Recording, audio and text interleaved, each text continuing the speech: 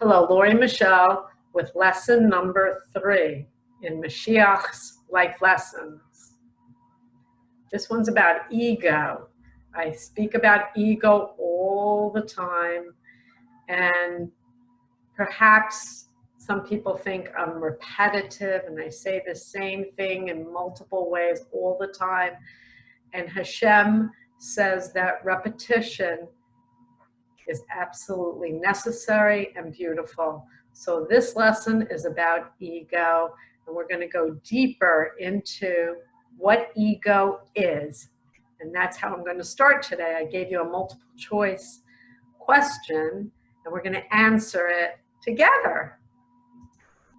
And here we go. I'm going to share screen. And here's the question that I posed. Having an ego is A, necessary. A lot of people argue that having an ego in this world is absolutely necessary.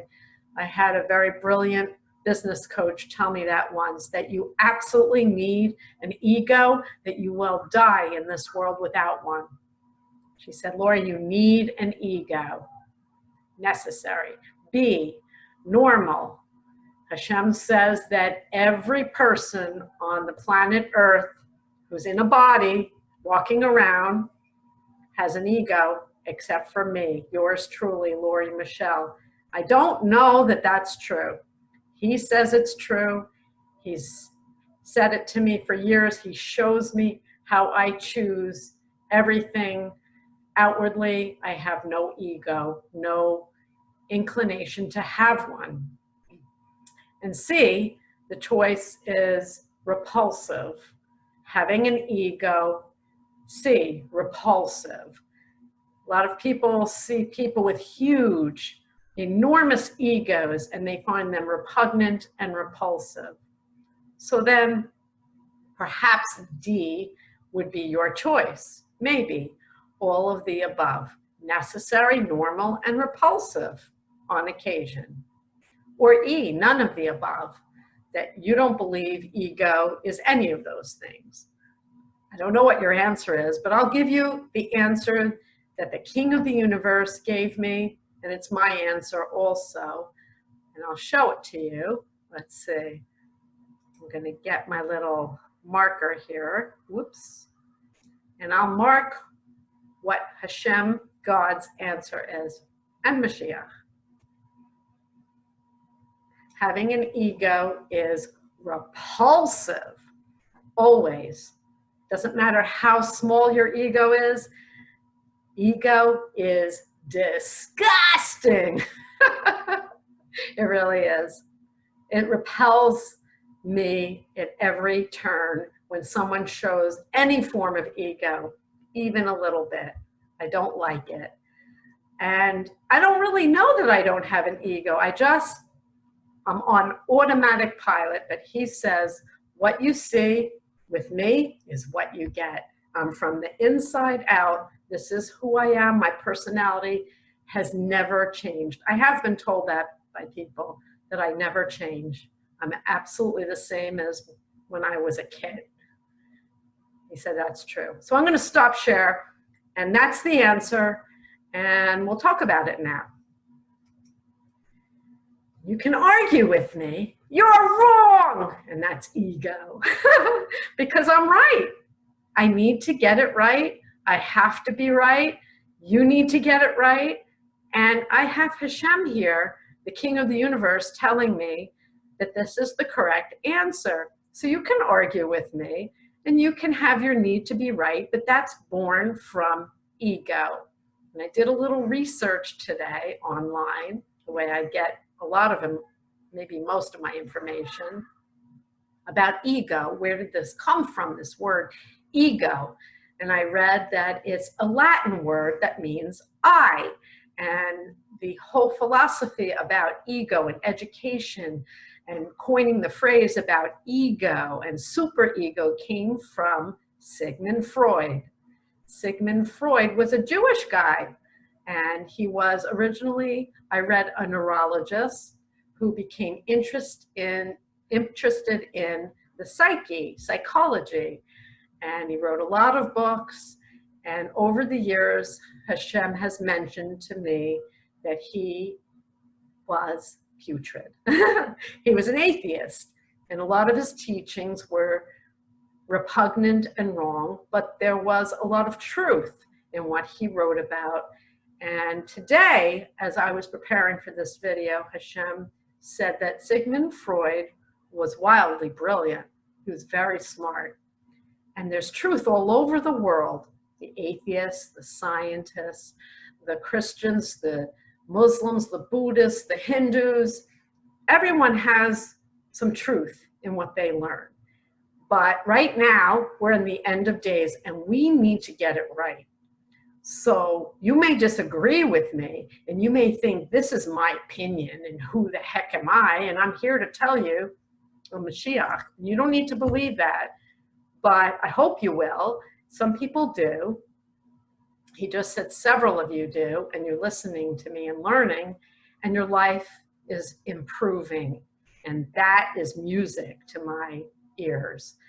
So ego, I'll talk about a little bit more and keep it very simple and basic, is your tendency and desire to put yourself first. Ego literally means I in Latin, and it's a sense of separateness and self from everyone else. But the danger is it's a separateness from God. And what ego does is it puts a coat of armor around you. And that's what the beautiful business coach told me one day is, you need an ego, Lori. You have to have an ego. You need to build fences around yourself. She told me I was too transparent and it was very dangerous. And she wanted me to build walls around myself and protect myself. And I learned today that how I am, without any fences, is the desirable way to be, and the way we will be ultimately in the world to come. No fences, no pretenses, no ego. The ego needs to be right, forces other people to be wrong. You're wrong, I'm right, and ego comes in many flavors. Ego could be obnoxious and arrogant, or it could be the victim. Woe is me, you don't care about me. It's all about me, myself, and I. That's what ego does. And every decision is born from the need to protect yourself from everyone else. So in this world, everyone has an ego, so you would think, well, I need to protect myself. Maybe that business coach was smart and right, and she was definitely smart, but she was not correct about ego. Ego, according to an acronym that I heard from Wayne Dyer years ago, is edging God out. And it is repulsive to Hashem, God, the King of the universe.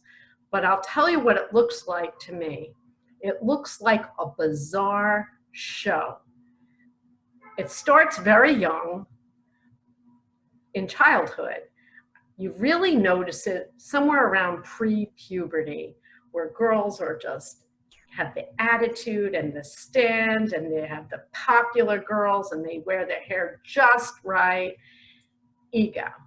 And they try on different behaviors, or bullying is ego. We've all probably been bullied at least once or twice in our life, haven't we?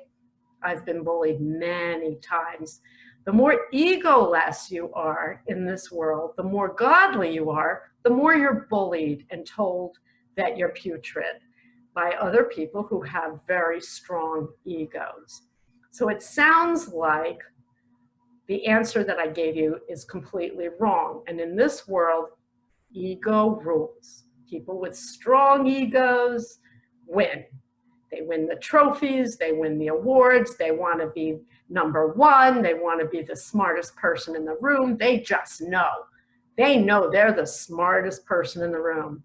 And the egoless people, the more meek and mild-mannered people, the people who don't need to be right, people who just want everybody to win, seem to lose in this world. He says this is a flipped universe. We are living in physical hell right now. This world is hell on earth. And he says we need to flip the paradigm and be egoless, because ego is a repulsion to godliness and God.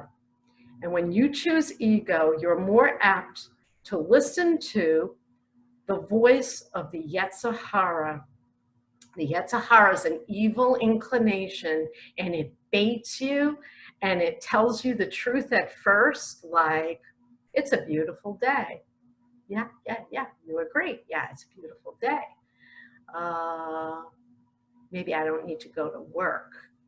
Oh, okay, maybe I don't need to go to work. And it baits you, and it lures you away from the right decision, the right choice.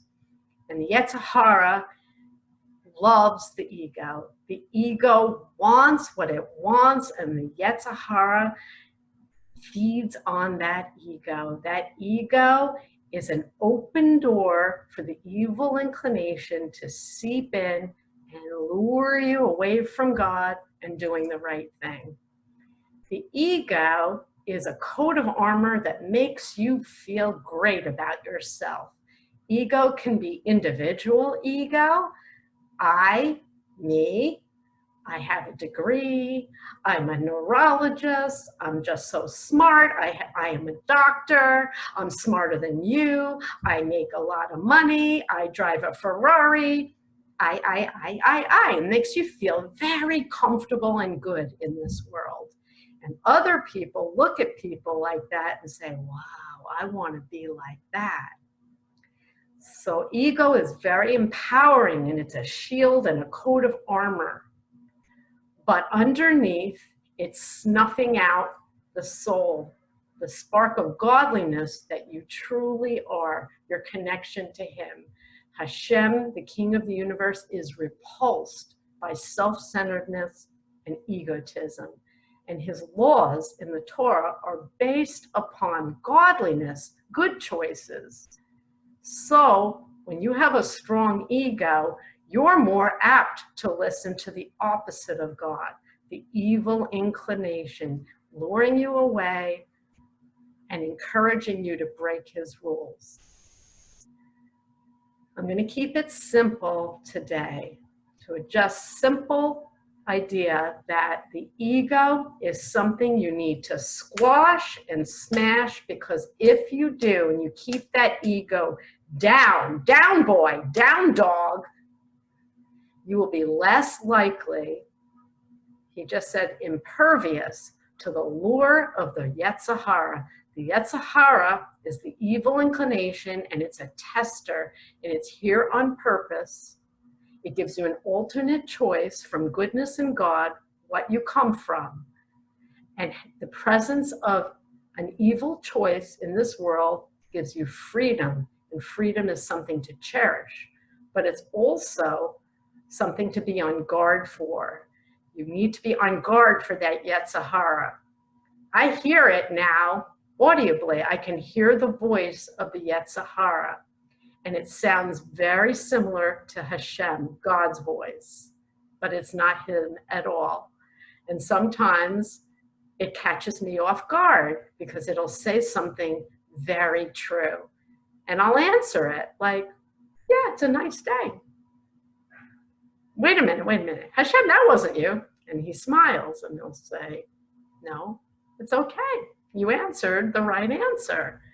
It never tricks me. It never lures me away from Him or the right choice, because I hear it. When I didn't hear it, I didn't have the inclination to choose it, because I don't have the sense of I, me, myself, and I. I always think first, how do I do the right thing for you? And when you think outwardly like that, your inclination is for goodness and godliness, and the lure to do something self-centered is stupid. Why would I do that? Why would I make fun of that person? What's in it for me to make fun of someone else and put them down? I don't need to put you down. I feel fine about myself. I don't have low self-esteem. Do you? Maybe you do. If you do, I can help you. Do you want my help? I'm here to help. Squash that ego. It's repulsive. It's the open door for the evil inclination to trick you and test you. And he's watching you. And he wants you to pass the test. And if you fail, he has not a problem in the world to say goodbye. Why? Why is that good that he wants to say goodbye to all the people who fail to choose goodness now? Look around the world. Do you want to live with this forever? I don't. I want to live in a world that's free of evil and ego and nastiness. I want to live in a world that runs on love. So learn more about the evil inclination and the things that are surrounding you and are inside of you, and learn how to choose better. Learn more. It's online. Start learning now. I'm here to help. God bless you. Ego is repulsive. God bless you.